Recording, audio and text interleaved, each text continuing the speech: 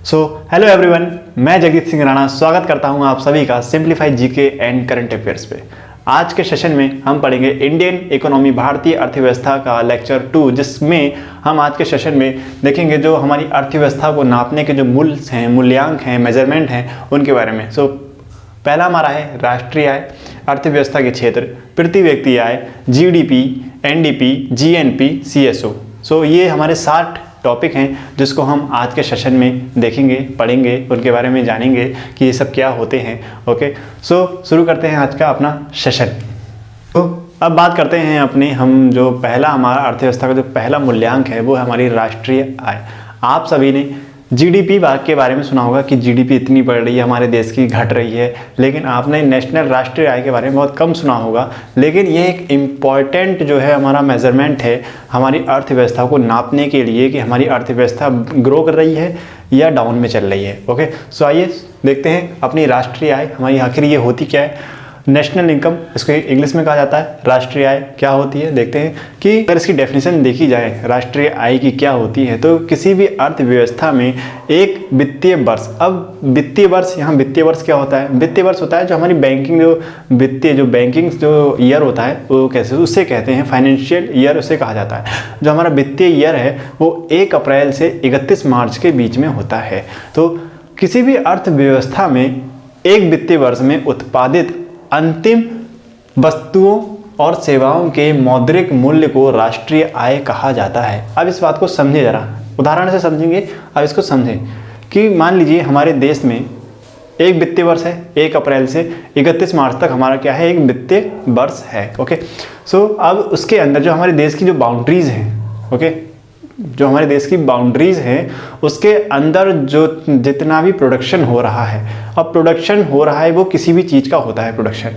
अब प्रोडक्शन में ये कह रहा है ना, उत्पादित अंतिम वस्तुओं से मतलब हमारा क्या है कि उत्पादित, आप मान लीजिए कि चिप्स, आप सभी ने खाए होंगे चिप्स। ओके, तो चिप्स एक क्या है, एक एंड प्रोडक्ट है, अंतिम वस्तु है हमारी, ठीक है। लेकिन अब एंड प्रोडक्ट है, ठीक है, लेकिन इसका जो रॉ मटेरियल है वो क्या है, आलू मैन्युफैक्चरिंग में जाता है, मैन्युफैक्चरिंग से वो एंड मटेरियल में जाता है, ठीक है, यानी वो सीधे चिप्स बन के हमारे पैकेट में पैक होकर हमें मिलता है, ठीक है। तो हम क्या कहते हैं, जो उत्पादित अंतिम वस्तु है, तो हम आलू को नहीं गिनेंगे, हम किससे गिनेंगे, चिप्स को गिनेंगे। जो उसका एंड प्रोडक्ट है आलू का, चिप्स, हम उसको गिनेंगे कि जो उसका जो प्राइस है, ओके, मार्केट में उसका जो प्राइस है उसको हम गिनेंगे एंड प्रोडक्ट को।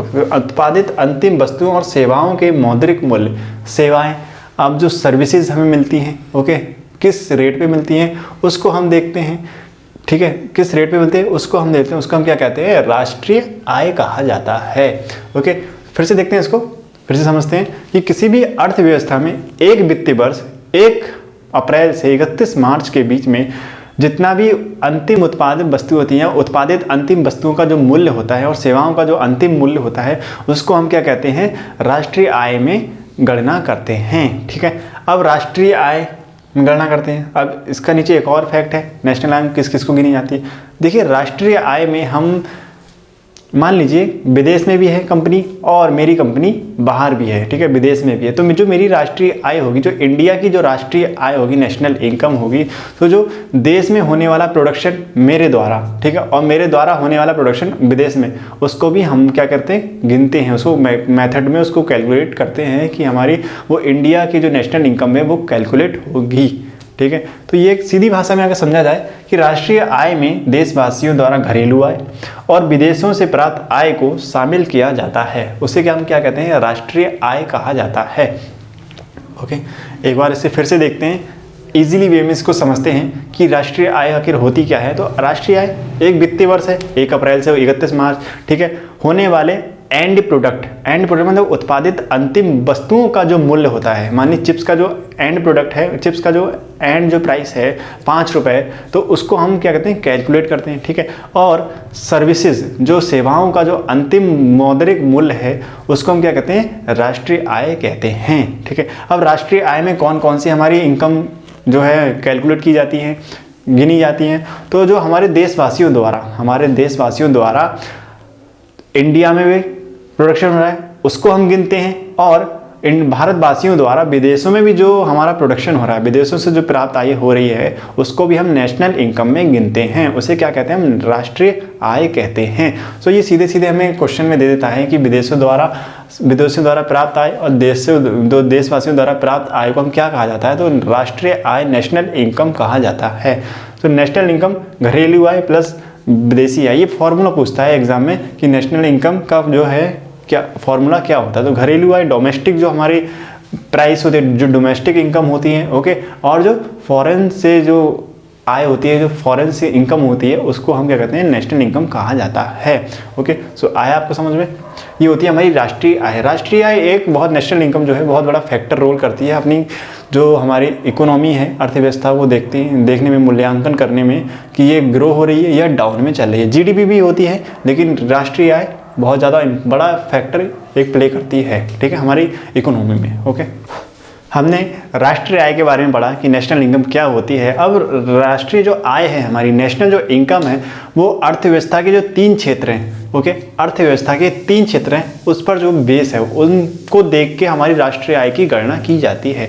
सो अगला हमारा जो टॉपिक है वो है हमारा अर्थव्यवस्था के क्षेत्र, सेक्टर्स ऑफ इकोनॉमी, ठीक है। ये राष्ट्रीय आय की गणना में अर्थव्यवस्था के क्षेत्रों का आकलन किया जाता है। अब आकलन किया जाता है मतलब उनको बेस माना जाता है। जो हमारे क्षेत्र हैं अर्थव्यवस्था में, हमारी इकोनॉमी में, उनको भी हम बेस मानते हैं और उनके ही आधार पर ही हम जो है नेशनल इनकम का हम अपना कैलकुलेशन करते हैं। ओके, सो सभी को पता है, आप सभी को पता है कि हमारे अर्थव्यवस्था के क्षेत्र हैं। कितने क्षेत्र हैं? 3 क्षेत्र हैं। पहला प्राथमिक क्षेत्र, द्वितीयक क्षेत्र, तृतीयक क्षेत्र, ठीक है।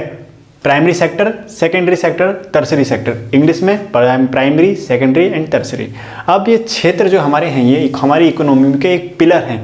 बोले अगर इनको देखा जाए तो आसान भाषा में समझा कि जो हमारे ये क्षेत्र, ये हमारी जो फील्ड है, ये हमारी इकोनॉमी के 3 हमारे मेजर पिलर्स हैं। इन पे ही हमारी पूरी इकोनॉमी इन क्षेत्रों पे टिकी हुई है, यानी इन्हीं पूरी बेस है, ठीक है। हमारी जो इकोनॉमी है, ये जो क्षेत्र है, प्राथमिक क्षेत्र, द्वितीयक क्षेत्र, तृतीय क्षेत्र, ठीक है, इस पे हमारी पूरी इकोनॉमी एक जमी हुई है। इन्हीं पे ही हमारी पूरी इकोनॉमी की गणना की जाती है।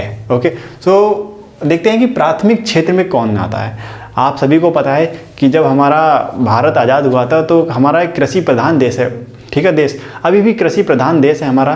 तो प्राइमरी जो सेक्टर है हमारा, जो हमारी इकोनॉमी का जो प्राइमरी पिलर है या प्राइमरी सेक्टर है हमारा इकोनॉमी का, हमारी इकोनॉमी का, सो वो है हमारा कृषि, एग्रीकल्चर। तो एग्रीकल्चर हमारी प्राइमरी सेक्टर है। ओके, अब प्राथमिक क्षेत्र में हमारा क्या क्या चीज़ आ जाती है? मेजरली रॉ मटेरियल्स आते हैं, ठीक है, मेजरली रॉ मटेरियल्स आते हैं, ठीक है। अब देखा जाए जो प्राथमिक क्षेत्र में हमें कृषि आती है, रॉ मटेरियल है। अब रॉ मटेरियल कैसे हुआ? चिप्स और आलू वाला उसको एग्जांपल लेते हैं, हम उसको समझते हैं कि देखिए हमने अपने जो खेतों में है आलू को बोया, ठीक है, आलू को निकाला, ठीक है। तो आलू क्या हुआ? हमारा एक रॉ मटेरियल है, ठीक है, एक रॉ मटेरियल है, ठीक है। ये कौन से सेक्टर में आता है? प्राइमरी सेक्टर में आता है, ठीक है, रॉ मटेरियल। वैसे ही हमारा दूसरा जो कृषि और भी प्राइमरी सेक्टर में है वो है हमारी माइनिंग, खनन। अगर हम किसी थोरियम को निकाल रहे हैं, बॉक्साइट को निकाल रहे हैं। अब बॉक्साइट क्या है? एक एल्यूमिनियम का अयस्क है, ठीक है, बॉक्साइट से ही हमारा एल्यूमिनियम बनता है, ठीक है। तो बॉक्साइट क्या है? हमारा एक रॉ मटेरियल है। ओके, तो वो हमारा क्या है? प्राइमरी सेक्टर हो गया। वैसे ही हमारा पशुपालन है हमारा। अब पशुपालन में हमारा कुछ भी हो सकता है। पशुपालन में हमारी पोल्ट्री हो, पिगरी हो, ठीक है, और डेयरी फार्मिंग हो, किसी भी तरह के जो हमारा पशुपालन है वो हमारा आता है प्राइमरी सेक्टर, प्राथमिक क्षेत्र में आता है। वैसे ही वानिकी मतलब फॉरेस्ट। ओके, वानिकी मतलब जो फॉरेस्ट जो प्रोडक्शन है हमारा, फॉरेस्ट से जो हमारा प्रोडक्शन होता है। अब फॉरेस्ट प्रोडक्शन जैसे हमारा फर्नीचर है, तो फॉरेस्ट हमारे क्या है? लकड़ी हमारी क्या है? एक जो रॉ मटेरियल है, ओके, रॉ प्रोडक्ट है हमारे किसी भी चीज़ को आगे बढ़ाने के लिए। वो क्या है? बेस है, एक रॉ मटेरियल है, ठीक है। तो क्या है वो? वानिकी। मत्स्य पालन, अब मत्स्य पालन कोई मछली पाल रहा है, ठीक है, मछली पाल रहा है तो उसके लिए वो क्या है? रॉ मटेरियल है। अब वो मछली आगे जाएंगी प्रोसेसिंग होने के लिए तो वो दूसरे सेक्टर में चली जाएंगी। इसलिए प्राइमरी सेक्टर हमारा क्या है? मेनली रॉ मटेरियल से रिलेटेड है, ठीक है। मेनली रॉ मटेरियल हमें प्राइमरी सेक्टर से मिलता है, जिसमें कृषि, खनन, पशुपालन, मत्स्य पालन, वानिकी यानी कि फॉरेस्ट। ओके, तो ये हुए हमारे प्राथमिक क्षेत्र की बात। ओके, और जो हमारी इकोनॉमी का जो दूसरा सेक्टर है, second sector of our economy is a manufacturing unit या मैन्युफैक्चरिंग फील्ड, ठीक है। जो हमारा द्वितीय क्षेत्र है, हमारा जो दूसरा हमारा जो क्षेत्र है हमारी इकोनॉमी का, वो हमारा है औद्योगिक क्षेत्र। अब औद्योगिक क्षेत्र से मतलब क्या है हमारा, जैसे कि प्राथमिक क्षेत्र में हमने क्या लिया, रॉ मटेरियल आलू को लेते हैं, तो कृषि से हमारा क्या हुआ, आलू उत्पन्न हुआ। वैसे ही अब वो रॉ मटेरियल आलू जो है वो द्वितीय क्षेत्र में जाकर, यानी कि सेकेंडरी सेक्टर में हमारा जाएगा, यानी कि वो अब जाएगा किसमें, फैक्ट्री में जाएगा, चिप्स बनने के लिए जाएगा, ठीक है। तो द्वितीय क्षेत्र हमारा मेनली किससे रिलेटेड है, इंडस्ट्रियल फील्ड से रिलेटेड, मैन्युफैक्चरिंग यूनिट से रिलेटेड है हमारा द्वितीय क्षेत्र, यानी कि सेकेंडरी जो सेक्टर है हमारा वो मेनली जो है, जो प्राइमरी सेक्टर के जो रॉ मटेरियल है उसको यूज़ करता है अपने मैन्युफैक्चरिंग यूनिट में। तो मैन्युफैक्चरिंग यूनिट में निर्माण हो गया, गैस, विद्युत आपूर्ति, जल आपूर्ति, ये सब हमारे जो है मैन्युफैक्चरिंग यूनिट हैं, ठीक है। अब जैसे जल आपूर्ति, बड़े बड़े हमने डैम बना लिए, विद्युत हमारा उत्पादन हो रहा है, ठीक है, बिजली का हमारा उत्पादन हो रहा है, वो क्या है, हमारी मैन्युफैक्चरिंग यूनिट है, ठीक है। वैसे ही गैस, पेट्रोल, ये सब, इन सब का क्या हो रहा है, मैन्युफैक्चरिंग होता है, तो वो हमारी क्या है, हमारी जो मैन्युफैक्चरिंग हो रहा है। तो द्वितीय क्षेत्र में मेनली हमारा क्या आता है, द्वितीय क्षेत्र में हमारा आता है मेनली मैन्युफैक्चरिंग यूनिट, ओके। सो अब हमारे अपने जो इकोनॉमी का जो तीसरा पिलर है, यानी तीसरी जो सेक्टर है, तीसरा third sector of our economy is सेवा क्षेत्र है। अब सेवा क्षेत्र से मतलब सर्विस सेक्टर, सर्विस सेक्टर हमारी पूरी इकोनॉमी में, जो हमें भारत की अर्थव्यवस्था है, सबसे बड़ा जो योगदान है वो सेवा क्षेत्र, तृतीय क्षेत्र का जो योगदान सबसे ज़्यादा है हमारी पूरी इकोनॉमी में। एग्जाम में क्वेश्चन आता है कि जो हमारी भारत की अर्थव्यवस्था में सबसे ज़्यादा योगदान कौन से क्षेत्र का है, तो जो सबसे ज़्यादा क्षेत्र, जो सबसे ज़्यादा योगदान है वो हमारा तीसरा जो क्षेत्र है, सेवा क्षेत्र, उसका योगदान हमारी इकोनॉमी में सबसे ज़्यादा है, 59% है, ठीक है। सबसे ज़्यादा क्षेत्र यानी सेवा क्षेत्र जो है सबसे ज़्यादा योगदान है हमारा, ठीक है। अब सेवा क्षेत्र से मतलब क्या है हमारा, अब इसको भी समझते हैं हम। अब सेवा क्षेत्र देखते हैं, सर्विस सेक्टर, जो बहुत सी हमारी सर्विस सेक्टर होती है, जो भी कंपनी हमें सर्विस देती है, ठीक है। अब मान लीजिए ये प्राइमरी सेक्टर, रॉ मटेरियल हुआ, रॉ मटेरियल से यहाँ पे मैन्युफैक्चरिंग हुई, आलू का मैन्युफैक्चरिंग, यहाँ चिप्स बने। अब चिप्स को भेजने के लिए क्या करना पड़ेगा, उसको डिलीवर करना पड़ेगा, उसको जो हमारे बहुत से आउटलेट्स होते हैं उनको डिलीवर करने, तो वो क्या करेंगे, सर्विस देंगे, ठीक है। तो चिप्स हमारा किस में चला गया, सेवा क्षेत्र में चला गया, ओके। अब सेवा क्षेत्र में हमारी बहुत सी, जैसे कार्ट, मतलब जो हमारे ऑनलाइन ई प्लेटफॉर्म होगा जहाँ से हम वो चीज़ खरीदते हैं, तो वो हमें क्या दे रहे हैं, सर्विस दे रहे हैं, सेवा दे रहे हैं, ओके। सर्विस क्षेत्र, तो सर्विस जो सेवा क्षेत्र है वो वहाँ पे चला गया चिप्स, और वही चिप्स फिर हमें हमारे जो जितने भी कंज्यूमर हैं उन सबको वो मिल जाते हैं। तो वैसे ही हमारा जो सेवा क्षेत्र है मेनली सेवाओं से रिलेटेड है। अब सेवा बहुत से प्रकार की होती हैं, अब जैसे कि बैंकिंग सेवा, बैंकिंग सेवा में क्या होता है कि जो हमारे पूरे कस्टमर हैं सबका पैसा रखते हैं, ठीक है, जमा करते हैं, आरबीआई में बैंक में रखता है, आरबीआई में रखता है, तो वो क्या देख रहे हैं, आपने उसको पैसा दिया, उन्होंने आपको क्या दी, सेवा दी, उस बदले में वो आपको सेवा दे रहे हैं कि ये हम पैसा हमारे पास सुरक्षित है, ओके। तो ये हुआ। वैसे ही हमारा हुआ इंश्योरेंस, आपने उसके पैसे दिए, ठीक है, आपने सर्विस सेक्टर को जो है, जो हमारी कंपनी है उसको पैसे दिए, उसके बदले में उसने आपको क्या दिया, बीमा दिया, इंश्योरेंस दिया आपको, लाइफ इंश्योरेंस हो गया, हेल्थ इंश्योरेंस हो गया, एनी काइंड ऑफ इंश्योरेंस, वो आपको क्या दे रहे हैं, सर्विस प्रोवाइड कर रहे हैं, आपको एक सेवा प्रदान कर रहे हैं, ठीक है। वैसे ही परिवहन हो गया। अब परिवहन, अब जितने भी हमारे जो ट्रांसपोर्ट हैं, चाहे वो एयरवेज हो, चाहे वो वाटरवेज हो, चाहे वो रेलवेज हो, ठीक है, जल, हवा, स्थल, जितने भी हमारे ट्रांसपोर्ट हैं, ठीक है, जैसे एयरवेज, एरोप्लेन, रोडवेज, जो हमारी टैक्सीज चल रही हैं, बसेस चल रही हैं, ये सब रोडवेज में आ गए। अब वाटरवेज, जो हमारे जहाज़ चल रहे हैं, तो ये सब हमें क्या दे रहे हैं, एक सर्विस प्रोवाइड कर रहे हैं, ठीक है। कम्युनिकेशन भी, जब मैं आप तक पहुंच पा रहा हूं, तो यूट्यूब मुझे क्या दे रहा है, एक सर्विस प्रोवाइड कर रहा है, एक सर्विस प्रदान कर रहा है, तो वो भी हमारे किस क्षेत्र में आ जाता है, सेवा क्षेत्र में आ जाता है, ठीक है। आप मेरी वीडियो देख रहे हैं, ठीक है, तो ये भी एक क्या है, एक सर्विस प्रोवाइड कर रहा है, किसके द्वारा, यूट्यूब के द्वारा, ठीक है। वो भी क्या है, यूट्यूब क्या दे रहा है, हमें एक सर्विस दे रहा है, ठीक है, ओके। सो संचार, जो कम्युनिकेशन। तीसरी हमारा वो जो सेवा क्षेत्र में वो है शिक्षा। शिक्षा भी एक तरह की क्या है, सेवा है।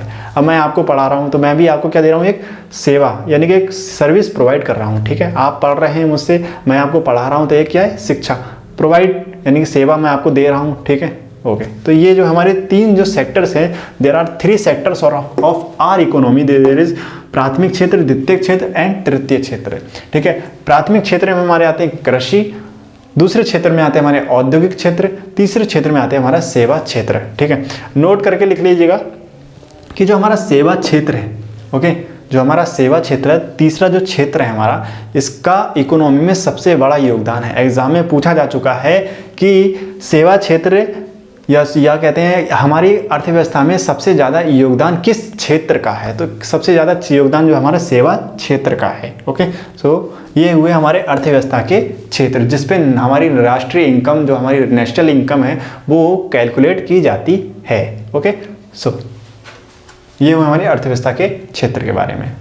सो हमने अर्थव्यवस्था के क्षेत्रों के बारे में पढ़ा। अब हम राष्ट्रीय आय की गणना कैसे करते हैं इसके बारे में हम जानते हैं कि अब राष्ट्रीय आय की गणना किस पर की जाती है, कौन से मूल्यों पर की जाती है। जैसा कि आप सभी को पता है कि आलू चिप्स का जो अंतिम मूल्य है हमारा, मार्केट जो वैल्यू है, तो राष्ट्रीय आय, नेशनल इनकम की जो हमारी जो क्या कहते हैं प्राइस है, वो करंट प्राइस पे हमारी मूल्य पर बेस है। ओके, यानी वो करंट प्राइस पर नापी जाती है कि राष्ट्रीय आय कितनी होगी।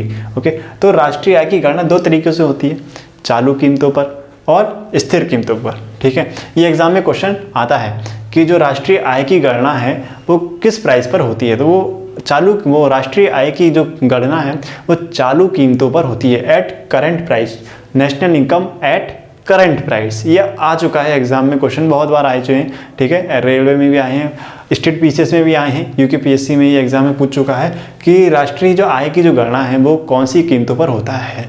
ठीक है, तो ये हमारे चालू कीमतों पर होता है। ठीक है, जो करंट हमारा प्राइस चल रहा है मार्केट में उस पर होता है। अगर मान लीजिए कोई पेन 8 रुपये का है, तो वो मान लीजिए 8 रुपये का हमारा एक पेन है जो मार्केट में बिकता है, तो हमारी जो राष्ट्रीय आय की जो गणना होगी वो 8 रुपये पर की जाएगी, यानी करंट प्राइस पर की जाएगी। ओके, वैसे ही राष्ट्रीय आय की गणना दूसरे उसमें भी की जाती है, मतलब दूसरी कीमत क्या होता है इसको जरा आप समझते हैं कि जो स्थिर कीमत होती है, किसी भी मान लीजिए कोई वस्तु है, किसी का एंड प्राइस बहुत ज़्यादा फ्लक्चुएट होता है, बहुत ज़्यादा फ्लक्चुएट का मतलब कि बहुत ज़्यादा ऊपर होता है, बहुत ज़्यादा नीचे होता है। अगर आज उसका प्राइस 5 है तो कल 6 रुपये हुआ, परसों 8 रुपये का, परसों 9-10 रुपये हुआ। ठीक है, फिर या फिर एकदम से नीचे गिर जाएगा, या वो 3 रुपये का हुआ, 4 रुपये का हुआ, तो वो क्या होता है, एक फ्लक्चुएट मोड में होगा, उसकी जो कीमतें हैं वो रुकती नहीं है, ऊपर जाती है नीचे जाती हैं। ठीक है, तो ऐसे में हमारी सरकार ने क्या किया, जो राष्ट्रीय आय की गणना करने के लिए एक आधार वर्ष चुना।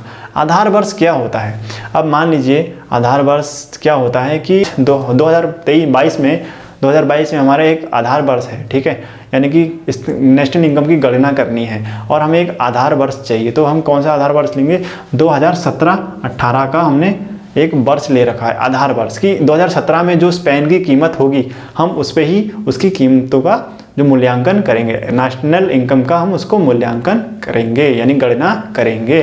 तो एक आधार वर्ष ले लिया है हमारे जो भारत सरकार ने कि अगर नेशनल इनकम की गणना करनी है तो एक आधार वर्ष है। ठीक है, अगर वो जो उसकी गणना फिक्स प्राइस पर की जा रही है, तो उसके लिए एक आधार वर्ष होता है। ठीक है, आधार वर्ष में क्या, जो उस वर्ष में जो उसकी कीमत है, तो वो नेशनल इनकम की जो गणना होगी वो उसी कीमत पर कैलकुलेट की जाएगी।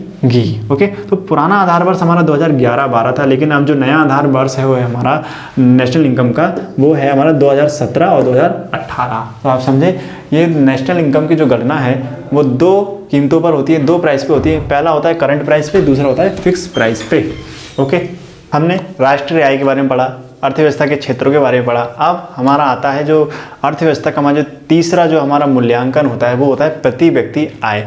यह भी एक बहुत बड़ा मेजर फैक्टर जो है रोल करता है हमारी इकोनॉमी में। वो कैसे, तो प्रति व्यक्ति आय जो है हमारे इकोनॉमी में मेजर फैक्टर जो है रोल करता है। ठीक है, वो कैसे कि जो अगर किसी अर्थव्यवस्था में प्रति व्यक्ति आय ज़्यादा होगी तो वो इकोनॉमी फलेगी फूलेगी, वो ग्रो करेगी। ठीक है, सो देखते हैं एग्ज़ाम में जो क्वेश्चन आता है तो किस प्रकार आता है। एग्ज़ाम में हमारा सिर्फ उसके बारे में फॉर्मूला पूछेगा कि प्रति व्यक्ति आय का जो है फॉर्मूला क्या होता है। तो पहले राष्ट्रीय आय बटे कुल संख्या, कुल जनसंख्या। मान लीजिए हमारे घर में 5 लोग हैं, मेरे पिताजी अगर 20,000 रुपये कमा रहे हैं, तो 5 लोग हैं हमारे, तो उनकी आय, हमारे घर की पूरी आय कितनी, 20,000। ठीक है, उसमें जनसंख्या कितनी है, यानी 5, उनको डिवाइड कर देंगे कितने आएंगे, तो पर कैपिटा इनकम हमारी कितनी है, 4,000 पर पर्सन। तो 4,000 पर कैपिटा हमारी इनकम होगी। तो वही हिसाब हमारा इकोनॉमी में भी होता है, अर्थव्यवस्था में भी होता है। वो ये कि प्रति व्यक्ति आय, राष्ट्रीय आय, ठीक है, फिर कुल जनसंख्या। ओके, तो ये होता है, ये हमारा एग्जाम में पूछा जाता है इसके फॉर्मूले के बारे में, ठीक है। अगर भारत देश में देखा जाए तो भारत के गोवा राज्य में सबसे अधिक प्रति व्यक्ति आए हैं, लगभग 1 लाख रुपए पर पर्सन की, ओके। और वहीं दूसरी तरफ देखा जाए तो बिहार राज्य की सबसे कम प्रति व्यक्ति आय है, लगभग 40,000, लगभग 40,000। ये बढ़ती भी रहती है, घटती भी रहती है, इसका कोई एक मतलब कह दें तो फिक्स नहीं है कि अगर किसी की 40,000 है तो वो 40,000 अगले साल 45,000 भी हो सकती है, क्या पता अगले साल 35,000 भी हो सकती है, ठीक है। तो ये फिक्स नहीं है। तो अभी के लिए जो रिसेंट में जो नेशनल इनकम की जो कैलकुलेशन हुई थी तो उसमें भारत के गोवा राज्य की प्रति व्यक्ति आय सबसे ज़्यादा है और बिहार राज्य की प्रति व्यक्ति आय सबसे कम है, ओके। सो ये हुई हमारी प्रति व्यक्ति आय।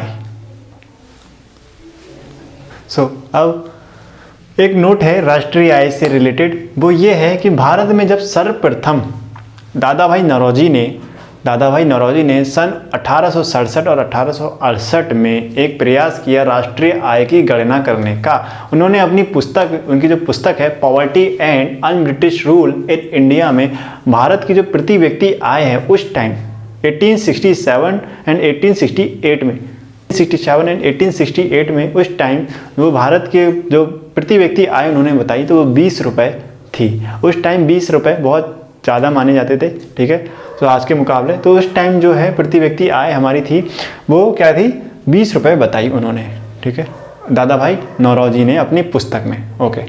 तो ये था हमारा एक इम्पॉर्टेंट पॉइंट था, एग्जाम में पूछता है इस बारे में कि सबसे पहले किसने जो है राष्ट्रीय आय की गणना करने का प्रयास किया। तो दादा भाई नौरोजी ने जो है राष्ट्रीय आय की गणना करने का प्रयास किया सन 1867-1868 में। 20 रुपये उन्होंने बताई अपनी पुस्तक poverty and un British rule in India में, ओके। अब हम देखते हैं अपनी अर्थव्यवस्था का जो हमारा चौथा जो मूल्यांकन जो हमारा टूल है उसके बारे में। तो जो हमारा चौथा जो हमारा टूल है वो है हमारा सकल घरेलू उत्पाद, जीडीपी। आप सभी ने सुना होगा कि जीडीपी आज इतनी बढ़ी, आज इतनी घटी, कि इस साल इतनी जीडीपी थी, 6% थी, 7% थी हमारी जीडीपी। तो जीडीपी आखिर होता क्या है, पहले आप इस बात को समझें, ठीक है। जीडीपी होता क्या है इस बात को आप समझें, व्हाट इज जीडीपी। तो जीडीपी देखिए आप कहते हैं इजीली वे में समझिए कि जो एक वित्तीय वर्ष है हमारा, एक वित्तीय वर्ष है और उस वित्तीय वर्ष में घरेलू सीमा के अंदर देशवासियों द्वारा और विदेशियों द्वारा उत्पादित सामान या प्रदान दी जाने वाली सेवाओं का अंतिम मूल्य को हम जीडीपी कहते हैं। अब इसको इजीली वे में समझते हैं कि मान लीजिए एक वित्तीय वर्ष है हमारा 1 अप्रैल से 31 मार्च के बीच, ठीक है। उस टाइम पीरियड में हमारा जो हमारी बाउंड्रीज है, यानी कि इंडिया, सिर्फ और सिर्फ इंडिया के अंदर, अब इंडिया के अंदर, ठीक है। अब इंडिया के अंदर क्यों कह रहा हूँ मैं, जो सिर्फ और सिर्फ हमारे इंडिया के अंदर, ठीक है, क्योंकि ये जीडीपी का मतलब ही यही होता है कि ग्रॉस डोमेस्टिक प्रोडक्ट। डोमेस्टिक का मतलब घरेलू, घरेलू का मतलब जो इंडिया के अंदर है, ओके। तो इंडिया के अंदर जो देशवासी, जो हमारे देशवासी भारतवासी हैं, ठीक है, और विदेशियों द्वारा जो अदर कंट्रीज़ की जो हमारी कंपनियां भारत में जो काम कर रही हैं उनको भी अगर मिला दिया जाए, उनके द्वारा उत्पादित सामान, उनके द्वारा उत्पादित वस्तुएं, उनके द्वारा प्रदान की जाने वाली सेवाओं का जो अंतिम मूल्य है उनको जीडीपी में कैलकुलेट करते हैं। तो उस चीज़ को हम कहते हैं जीडीपी, ग्रॉस डोमेस्टिक प्रोडक्ट, सकल घरेलू उत्पाद, ओके। तो यही उसका मतलब है कि देशवासियों द्वारा और विदेशियों द्वारा उत्पादन की जाने वाली सेवाएं और प्रदान दी जाने वाली जो है उत्पाद हैं और सेवाओं को जीडीपी कहा जाता है। अब देश विदेशियों से में कैसे कह सकते हैं कि अगर मान लीजिए भारत की जीडीपी 100 करोड़ है, ओके, 100 करोड़ है भारत की जीडीपी। तो भारत की जीडीपी में 80 करोड़ हमारे जो देशवासी उत्पाद कर रहे हैं, ठीक है, प्रोडक्शन कर रहे हैं 80 करोड़ का। वहीं पे 20 करोड़ का जो उत्पादन है, जो प्रोडक्शन है, वो विदेशी कंपनियों द्वारा किया जा रहा है। तो विदेशी कंपनियों द्वारा भी जो अगर इंडिया के अंदर उसका उत्पादन किया जा रहा है तो वो भी जीडीपी में कैलकुलेट होती है, ठीक है। बस इतना ऐसा ही इसका मीनिंग है, सकल घरेलू उत्पाद, ठीक है। लेकिन इंडिया के अंदर, अब इंडिया के अंदर हम तो देखते हैं कि मान लीजिए जो इंडिया की बाउंड्रीज है, स्थल बाउंड्रीज है, पाकिस्तान हो गया, ये नेपाल हो गया, इन सबको हम जानते हैं। लेकिन समुद्र की भी सीमा होती है हमारी, ठीक है, समुद्र की भी सीमा होती है, ठीक है। अब समुद्र की सीमा कितनी होती है, तो भारत की जो समुद्री सीमा है वो लगभग 12 नॉटिकल मील है। 12 नॉटिकल मील का मतलब 22 किलोमीटर का जो समुद्री क्षेत्र है वो भारत के अंदर है। उस समुद्री 22 किलोमीटर के अंदर हम सब कुछ कर सकते हैं, मतलब हम वहाँ पे फिशिंग भी कर सकते हैं, हंटिंग भी कर सकते हैं, या किसी चीज़ उस समुद्री जो सीमा के अंदर सिर्फ हमारा भारत का ही राज होता है, ठीक है। इसलिए मान लीजिए उस समुद्री सीमा के अंदर अगर मछुआरे मछली पकड़ने गए तो मछुआरे भारत की जीडीपी का ही हिस्सा हैं, ओके। तो ये बात हुई हमारी जीडीपी। तो जीडीपी में क्या कैलकुलेट करते हैं हम कि जो हमारे एंड प्रोडक्ट की जो प्राइस होती है उनको हम कैलकुलेट करते हैं, ठीक है। तो ये पूछता है कि सकल जो जीडीपी है किस में नापते हैं, तो जीडीपी का जो बेस है तो हम ये चालू कीमतों पर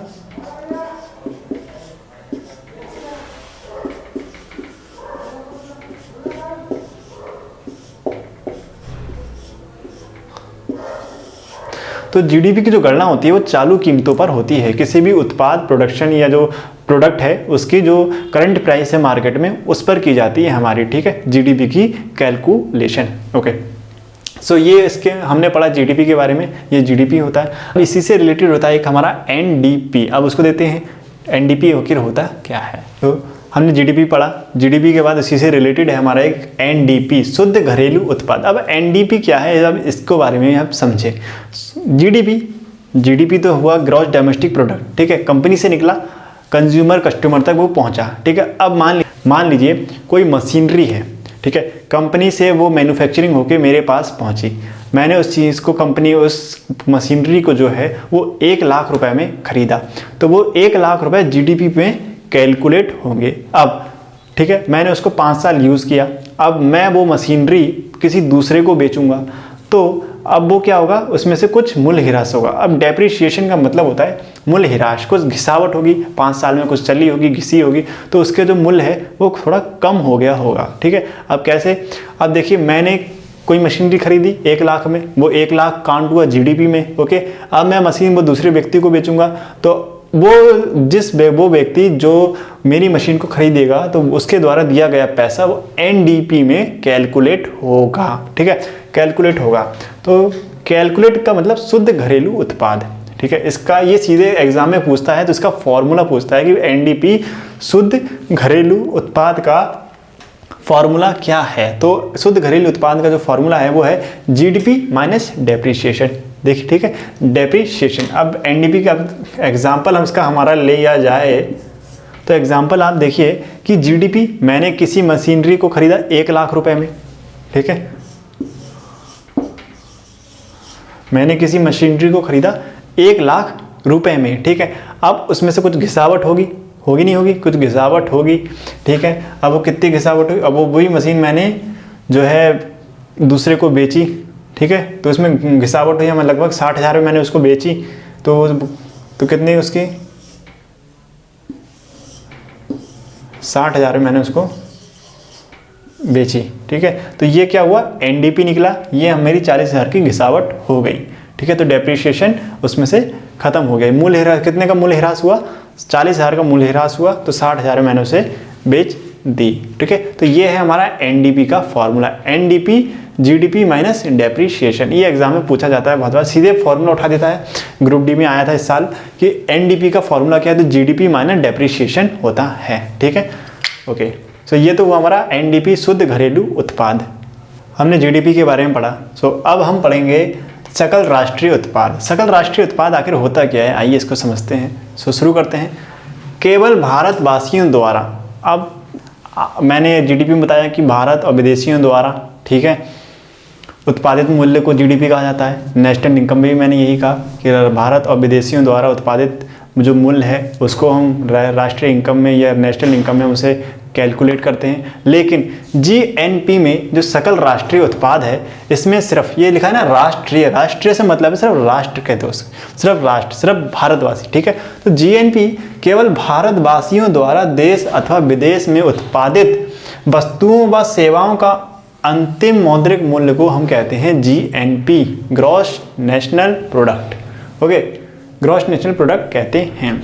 अब क्या, ठीक है, सो ये तो हुआ हमारा सकल राष्ट्रीय उत्पाद। केवल भारतवासियों द्वारा देश अथवा विदेश में उत्पादित मूल्य को ही हम जीएनपी में नापते हैं। इसका फॉर्मूला है GNP GDP plus X minus M, X भारतीयों द्वारा उत्पादित मूल्य और एम विदेशियों द्वारा उत्पादित मूल्य को। तो मतलब जीडीपी में हम जीडीपी में हम क्या करते हैं, जो भारतीय द्वारा उत्पादित मूल्य है और विदेशों द्वारा उत्पादित मूल्य है, तो विदेशों द्वारा उत्पादित मूल्य को हम घटा देते हैं। तो जीडीपी प्लस भारतीयों द्वारा उत्पादित मूल्य को ही हम जीएनपी में गिनते हैं। तो जीएनपी में ही गिनते हैं। ये क्या है, जीएनपी जो हमारा है, एक नोट है हमारा जीएनपी में से रिलेटेड, वो ये जीएनपी जो है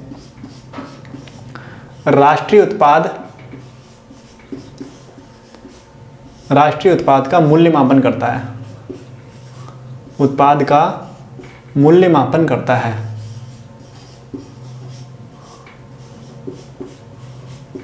मूल्यमापन करता है।